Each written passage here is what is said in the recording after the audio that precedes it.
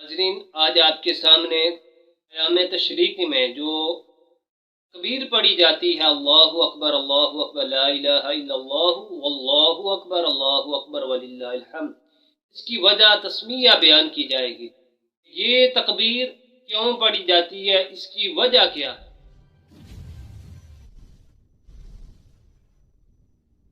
اعوذ باللہ من الشیطان الرجیم، بسم اللہ الرحمن الرحیم۔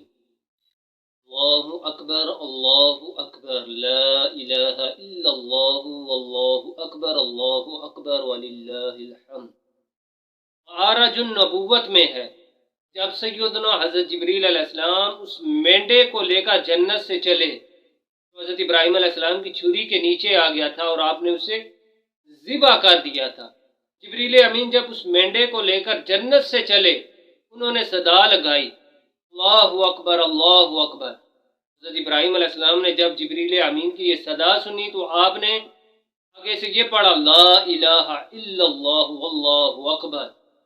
جب سیدنا حضرت اسماعیل علیہ السلام نے آنکھیں کھول کر فدیہ کے طور پر آئے ہوئے اس دمبے کو دیکھا، آپ نے فرمایا، اللہ اکبر وللہ الحمد۔ اللہ تعالیٰ کو یہ کلمات اس قدر پسند آئے، ایام تشریق میں ہر نمازوں کے بعد ان کا پڑھنا واجب کر دیا۔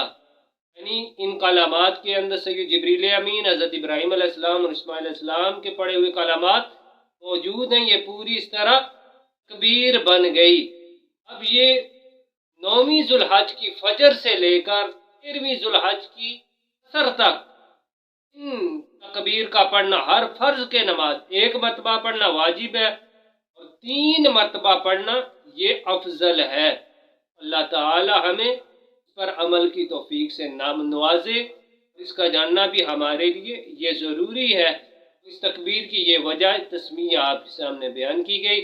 اللہ تعالی اس تکبیر کو ایام یعنی ذو الحجہ کے جو ایام ہیں، ہر وقت اس تکبیر کو ہماری زبان پر جاری اور ساری رکھے۔ وآخر دعوانا ان الحمد للہ رب العالمین۔